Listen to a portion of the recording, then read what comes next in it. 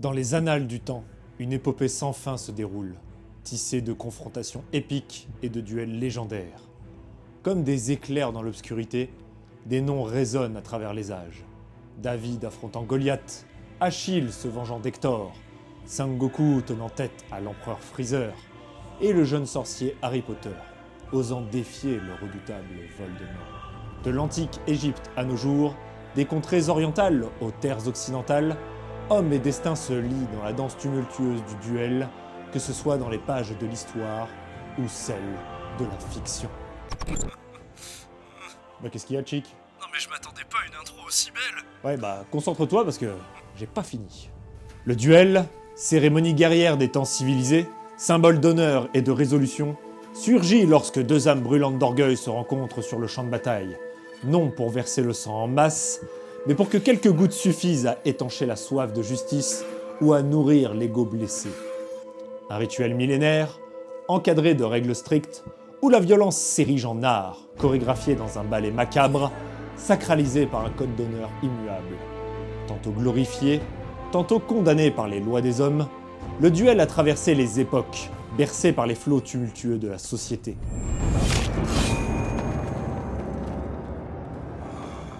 Et cette grande épopée millénaire, c'est de cela dont parle la nouvelle exposition du musée de l'armée, sobrement appelée Duel.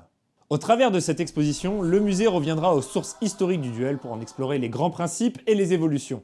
Le parcours sera parsemé de grandes figures de duellistes historiques telles que Carouge, Mademoiselle de Maupin ou encore Musashi.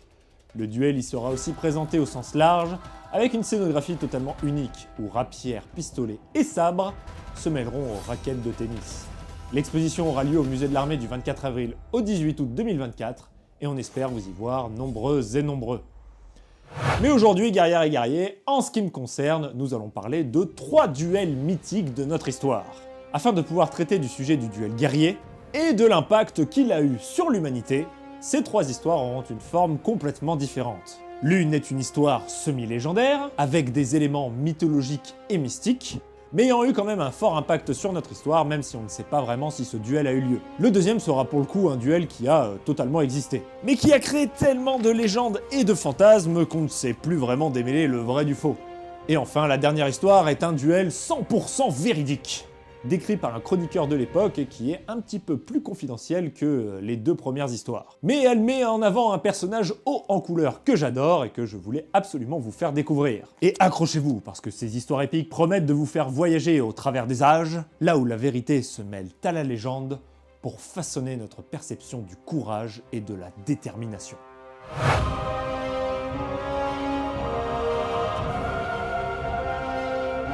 Notre récit commence avec le banquet des noces divines.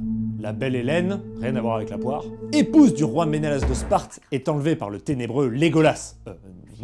Balian d'Ibelin. Merde, non. Paris, prince de Troie. Je les mélange tous, moi, à force. Déclenchant ainsi la colère des rois grecs et leur appel aux armes. Mené par Agamemnon, frère de Ménélas et roi de Mycène, les Achéens convergent vers les rivages de Troie, armés de lances et de boucliers, prêts à en découdre pour ravir Hélène et venger l'honneur outragé. Bref, une histoire de boulard. Et d'ailleurs, si vous voulez en savoir plus sur l'équipement grec de l'époque, je vous invite à aller voir ma vidéo que j'ai faite sur l'équipement mycénien, parce que c'était la Grèce mycénienne à l'époque, et comme ça vous aurez une idée précise de à quoi pouvaient ressembler les personnages dont on va parler aujourd'hui. C'est dans ce tourbillon de passion et de tragédie que s'inscrit le duel entre Achille, le héros invincible, et Hector, champion incontesté de Troie. Ces 2 titans se dressent, prêts à inscrire leur nom dans l'éclat de l'éternité. Mais petit rappel de qui sont nos 2 oiseaux. Achille, le guerrier invincible parce qu'il est tombé dans la potion magique quand il était petit, sauf son talon et c'est con mais on va y revenir. Il est le fils de Pelée, roi de Ptys en Thessalie, et de Thétis, une Néréide, une nymphe marine. Son invulnérabilité viendrait du fait que sa mère le plongea dans le Styx, mais du coup, vu qu'elle le tenait par le talon pour pas qu'il tombe dans l'eau, c'est ce qui en fait sa zone sensible. Et d'ailleurs, ça lui coûtera cher par la suite, vous connaissez l'histoire si vous avez vu le film, et c'est pour ça qu'on dit le talon d'Achille d'ailleurs. Voilà. Et l'autre challenger, c'est Hector, le défenseur intrépide de Troie, et vous inquiétez pas, je vais pas faire cette vanne-là tout le long de l'histoire. Héritier des murailles sacrées de la cité légendaire, fils aîné du roi Priam et modèle d'honneur et de bravoure aux yeux des Troyens. Leur destin entrelacé dévoile le drame épique d'une guerre titanesque, où les dieux de l'Olympe se jouent des mortels, tels des marionnettes dans un théâtre divin. Parce que oui, bon, je ne sais pas ce qu'il en était vraiment de la guerre de Troie, mais d'après Homère, les dieux, ils y ont pas mal foutu leur petit grain de sel pendant les 10 ans de campagne. De toute façon, globalement, les dieux grecs, dans toutes les histoires qu'on peut lire, c'est des gros fils de pute. Hein. L'épopée de la guerre de Troie est effectivement décrite par le fameux Homère dans l'Iliade. Si cette guerre est marquée par de nombreux duels héroïques, aucun n'est aussi légendaire que celui entre Achille et Hector. Achille, il est plutôt connu pour sa participation dans la guerre de Troie, où il est réputé être le guerrier le plus redoutable du camp grec, chef des Myrmidons. Il est décrit comme étant impitoyable sur le champ de bataille, mais également comme un homme d'honneur et de courage. Hector, de son côté, est réputé pour sa bravoure, sa force et son sens de l'honneur. Il est décrit comme un guerrier intrépide, un leader aimé et respecté au sein de son peuple. Pendant la guerre de Troie, il devient le principal défenseur de la cité assiégée, luttant avec ferveur pour protéger sa patrie et sa famille des envahisseurs grecs. Hector est également connu pour son rôle de fils aimant et de mari dévoué. Dans la mythologie, il est souvent décrit comme un homme noble et compatissant, ce qui fait de lui l'un des héros les plus emblématiques de la littérature antique. Bon, en même temps, c'est le gendre idéal. On est donc en présence de deux personnages puissants dans leurs inspirations, et c'est ce qui en fait un duel mémorable. Achille, bouillonnant de rage après la mort de son ami Patrocle, tué par Hector alors qu'il se faisait passer pour Achille, décide de retourner sur le champ de bataille pour venger sa mort. Il revêt alors son armure divine forgée par Héphaïstos lui-même, parce que il avait plus la sienne vu que Hector l'a prise sur le cadavre de Patrocle. En tout cas, notre prince troyen, de son côté, est motivé par le devoir envers sa cité et sa famille. Il se prépare également pour le combat, mais ressent quand même une certaine appréhension à l'idée d'affronter Achille, parce que sa réputation le précède. Ses parents le supplient d'ailleurs de ne pas participer au combat, car ils sont certains qu'il y trouvera la mort. En tout cas, comme ça la motivation, ça fait plaisir. Bon, il y a sa daronne qui lui montre ses boobs aussi, mais bon... les Grecs. Et ce qui est fabuleux avec ce duel, ce n'est pas tant le combat en lui-même, parce que vous allez voir que c'est pas non plus ultra épique, mais c'est toute la montée en sauce de Homère qui rend la tension exceptionnelle et évidemment l'impact que va avoir ce duel sur la guerre de Troie. Achille se précipitait dans la plaine, resplendissant comme l'astre qui s'élève durant la canicule. Ses rayons lumineux brillent entre toutes les étoiles à travers les ombres de la nuit. C'est ceci qu'on nomme le chien d'Orion. C'est le plus éclatant de tous les astres. Mais, signe funeste, il présage une chaleur brûlante aux malheureux mortels. Ainsi brillent les reins sur la poitrine du guerrier qui s'élance. Ouais, si c'est pas épique comme arrivée, je sais pas ce qu'il vous faut. Sauf que ce bon vieux Hector, il se rend compte qu'il est terrifié à la venue du puissant Achille, qui lui, de son côté, venait un petit peu en mode...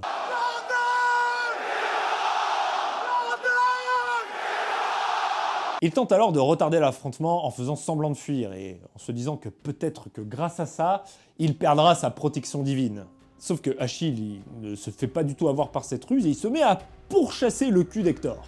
Les deux se tapent d'ailleurs le meilleur sprint de leur vie, et surtout le plus long, parce qu'a priori ils auraient fait 3 fois le tour de la ville. En tout cas, c'est ce que j'ai compris en lisant ce texte. De même, autour de la ville de Priam, ces deux guerriers tournent 3 fois avec rapidité. Finalement, Hector se retrouve piégé, n'ayant pas d'autre choix que d'affronter Achille. Bon, déjà, ils commencent à s'insulter leur daronne, mais Hector essaie de négocier auprès d'Achille pour qu'il prenne soin de son corps si jamais il perdait. Et Achille lui répond presque littéralement « Le lion ne s'associe pas avec le cafard !» Et je vous jure, c'est presque ça qu'il lui répond. Ensuite, Achille lance sa lance, aux grandes dames de notre cher ami Icarius, mais Hector parvint à l'esquiver en la détournant. Celui-ci fait de même et Achille s'en protège avec son bouclier. Hector dégaine alors son glaive, vu qu'il ne lui reste que ça, et se lance sur son ennemi, qui par un heureux hasard, a priori plutôt une intervention d'Athéna, il arrive à récupérer sa lance. Hector est confiant dans son armure qui ne possède aucune faiblesse. Enfin si, il en a une, pile à cet endroit-là, entre la gorge et la clavicule. Et bon, c'est un endroit un petit peu sensible, quoi. Et malheureusement pour lui, Achille sait exactement quoi faire. Il vise alors cet endroit précis de sa lance et transperce Hector.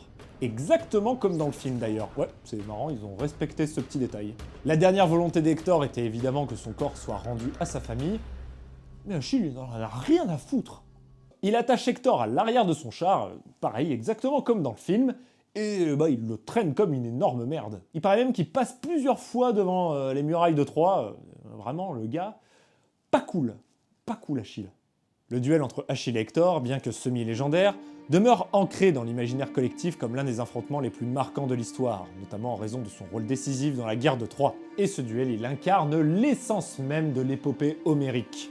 Et c'est pour cela qu'il a un impact intemporel sur la culture et l'histoire. Bon, pour la deuxième histoire, nous allons quitter l'Europe et partir au Japon pour parler d'un duel qui a totalement eu lieu, ça il n'y a pas de doute. Mais par contre, il y a pas mal de choses qui sont racontées autour et on ne sait plus vraiment si c'est de l'ordre de la légende ou pas.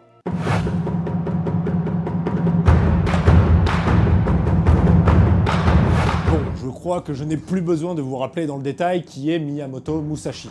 J'ai fait 2 vidéos entières sur le bonhomme, donc je vous invite à aller le voir, en plus elles sont assez cool. Mais bon, je vais quand même refaire un petit rapide descriptif du bonhomme. Imaginez un guerrier légendaire. Une silhouette solitaire sillonnant les terres du Japon médiéval, 2 sabres entre les mains et une aura de mystère autour de lui. Un samouraï à la réputation inégalée au pays du soleil levant.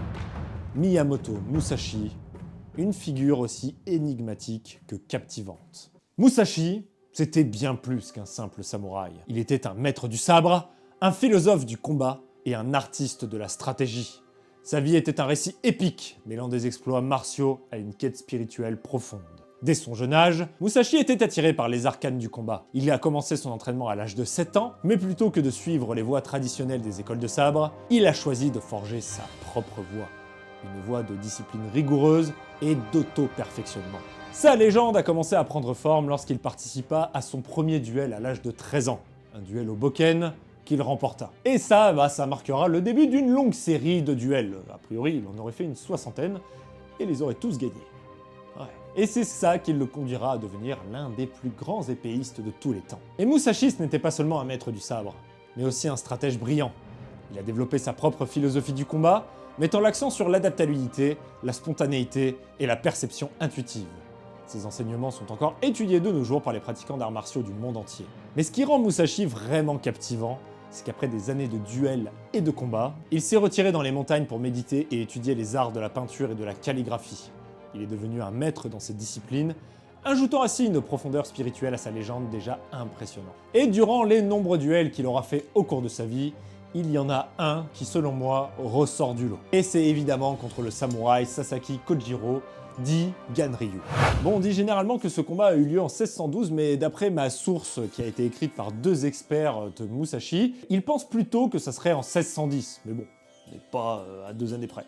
En tout cas, Kojiro, c'était un très grand bretteur, surnommé le démon de l'Ouest. Il était instructeur d'arts martiaux au sein du clan Hosokawa, et retenez bien ce nom, Hosokawa. Et il fut d'ailleurs l'un des derniers samouraïs à se spécialiser dans la pratique du Nodashi.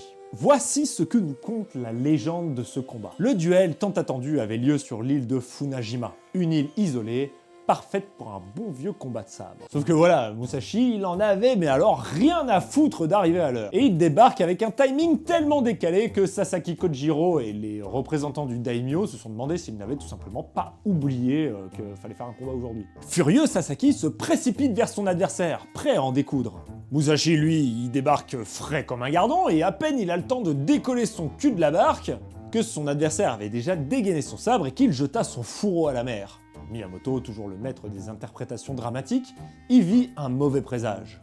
Quiconque jette son fourreau à la mer, c'est déjà qu'il va perdre. Et il en a fait gentiment part à Sasaki, qui bien sûr le prit comme un affront personnel. Et c'est un peu à ce moment-là que tout part en vrille. Sasaki, bourré de rage, décide que c'est le temps de mettre fin à cette comédie, et il attaque Musashi sans aucune vergogne. Mais Musashi, il avait préparé une petite ruse. En lieu et place d'un sabre, il s'était fabriqué un bokken en le taillant dans l'une des rames de sa barque, expliquant d'ailleurs peut-être son retard. Avec cette arme atypique beaucoup plus grande qu'un bokken normal, il assène un énorme coup sur le front de Sasaki qui n'avait absolument pas remarqué qu'il avait une arme atypique. Et le pauvre, il se retrouve avec une belle bosse sur le front. Musashi décide alors qu'il est temps de conclure cette affaire, et d'un dernier coup de grâce dans les côtes, Sasaki s'effondre sur le sable, mort. Musashi, d'ailleurs, pas du genre à traîner après avoir fait son show, remonte dans sa barque et laisse derrière lui l'île renommée Ganryujima, en souvenir de l'infortuné Sasaki, qui a goûté le sable en guise de dernier repas. Et là on est vraiment sur une histoire incroyable avec un Miyamoto totalement insolent qui tue quand même son adversaire armé d'un odachi avec une simple rame de barque. Sauf que... ça s'est pas du tout passé comme ça. Déjà, pourquoi ce duel? Parce que bon, les gens ne se foutaient pas sur la gueule pour rien. Déjà, si vous avez regardé mes vidéos sur Musashi, vous savez que ce n'est pas du tout lui qui a inventé la technique de combat à deux sabres, mais son père adoptif, Shinmen Munisai. Et il s'avère que comme Sasaki, il fut maître d'armes au sein du clan Ozokawa. C'est pour ça que je vous avais dit de le retenir, Ozokawa. Sauf que c'était deux styles de combat diamétralement différents. Et il est possible donc que des tensions aient pu apparaître entre les différents élèves. Mais du coup, afin de régler cette histoire, ils organisèrent un duel pour éteindre la querelle avant qu'elle ne commence vraiment. Et c'est ainsi que Musashi alla représenter son père contre Sasaki Kojiro à ce combat. Et cette théorie est appuyée par le fait que Musashi, juste après le combat, alla se planquer chez son père Munisai, certainement pour éviter quelques représailles des élèves de Kojiro. Et étant donné aussi que le duel était officiel et codifié, il est peu probable que Musashi soit arrivé ultra en retard. Et encore moins imaginable qu'il ait utilisé une rame de bateau taillée dans un bokken. Et d'ailleurs, son adversaire n'a lui aussi pas du tout utilisé un sabre. En fait, les deux avaient un bokken, sauf que la petite différence, c'est que Musashi, effectivement, en avait un beaucoup plus long. Le sien faisait 4 shaku, ce qui représente à peu près 121 cm, alors que celui de Genryu faisait 3 shaku, soit 91 cm. Et donc sur une différence de 30 cm, ce qui n'est pas mal, effectivement. Et d'ailleurs, le combat fut très bref. Musashi assena un énorme coup foudroyant sur Sasaki, qui tomba à reine mort. Voilà, fin de l'histoire. Vous pouvez rentrer chez vous. Enfin, sauf Sasaki, il est mort. Ça reste épique, mais moins que la version romancée. Il y a d'ailleurs eu par la suite énormément d'histoires pour discréditer Musashi après ce duel, et c'est ce qui fait que finalement il y a eu beaucoup de légendes après par la suite. Ces détracteurs racontent par exemple que plusieurs élèves de Musashi étaient présents sur l'île, et que c'est même eux qui mirent le coup fatal à Kojiro. Mais bon, étant donné que des représentants officiels du daimyo étaient présents pour vérifier que tout se passait bien, ça me paraît quand même peu probable. Mais bon, au final, on ne sait pas vraiment et on peut être surpris. Mais c'est aussi ça la beauté des histoires de duel. Alors pourquoi se priver d'un bon récit? C'est comme ça que naissent les légendes, non? Donc bon, rien ne nous empêche de profiter de ces belles histoires tant qu'on est honnête intellectuellement et qu'on précise quand plus de chances que ce ne soit pas vraiment passé, comme ce que je fais actuellement. Mais c'est ça qui fait la force des duels. Peu importe comment ça s'est réellement passé, c'est ce qu'il laisse comme histoire derrière qui dénote de l'importance de ce phénomène sur nos sociétés. Et oui, on vit dans une saucisse. Bon, passons au dernier duel de cette vidéo, qui pour le coup est très bien documenté, et voilà. Ce que je vais vous raconter, c'est a priori vraiment ce qui s'est passé. Et pour le coup, on va avoir de la bagarre.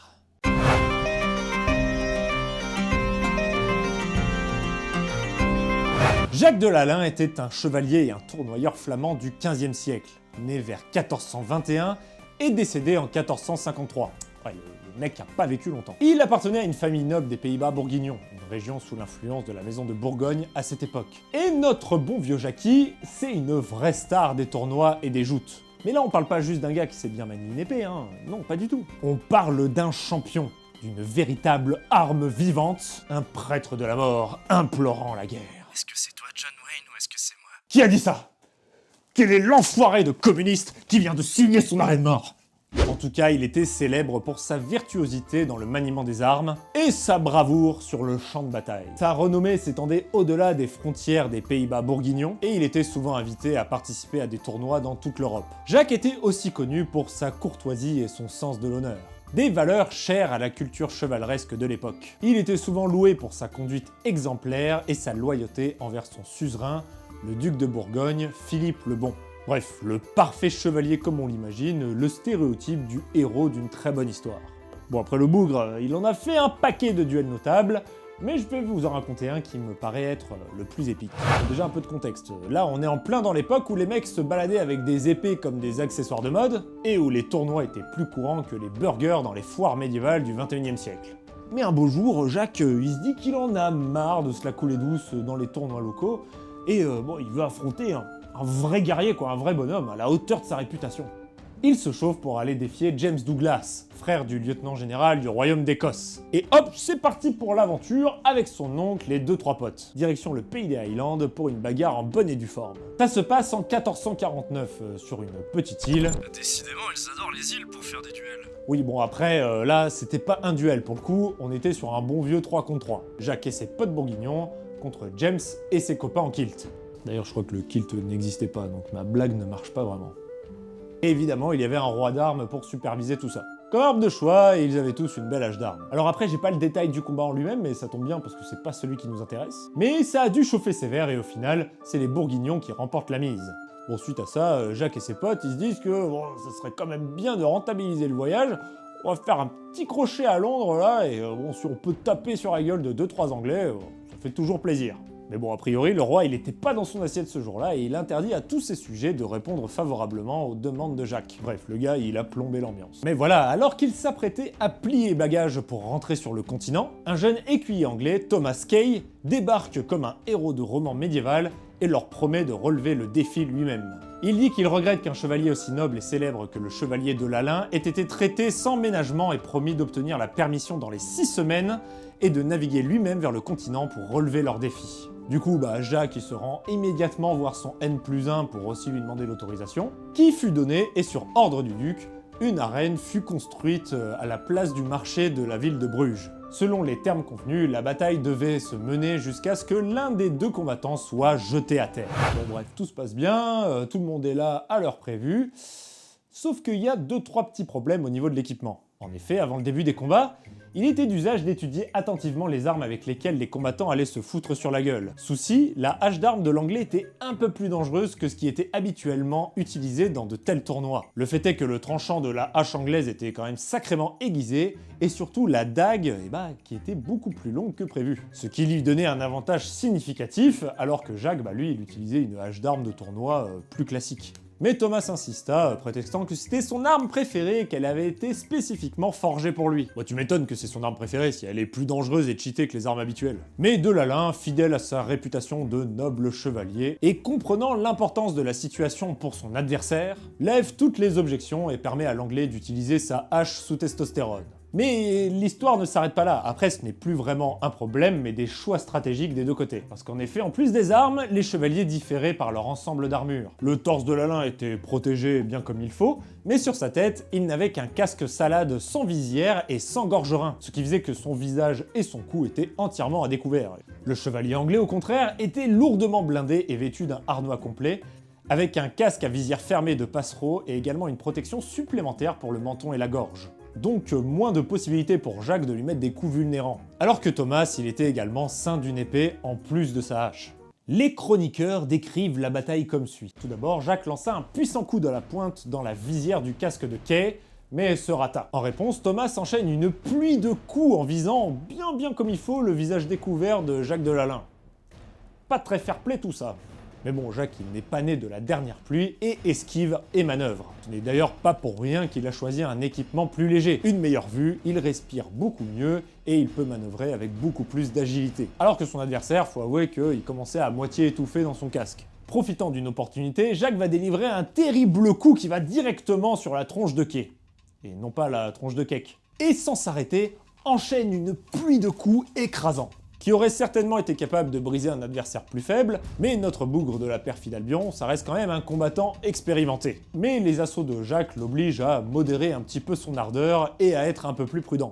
Jacques, constatant ce changement d'attitude, décide d'entamer une technique de lutte, en utilisant sa hache comme levier, un peu dans l'idée de ce que nous décrit certainement Fiore Deliberi dans ses textes. Malheureusement, c'est là que l'arme de l'anglais va faire un peu la différence. Ayant mal calculé la longueur de la dague de la hache ennemie, Jacques, en exécutant la technique, va heurter de sa main la pointe acérée de son adversaire.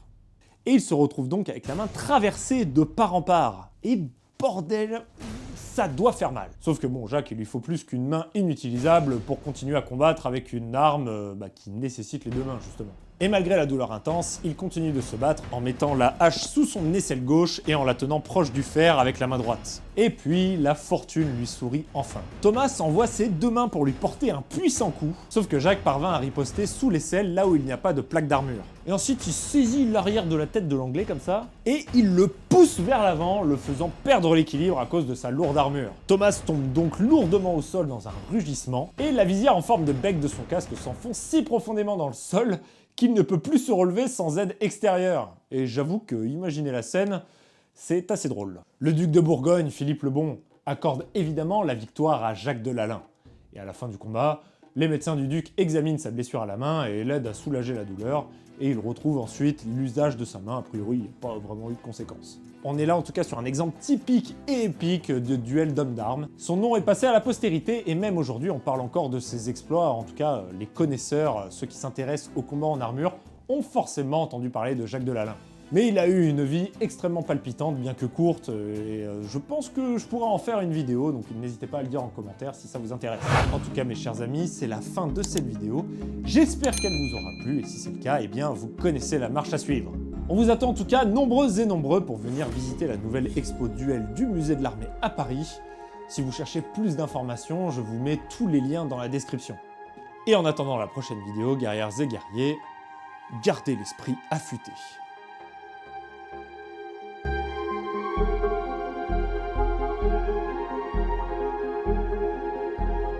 Thank you.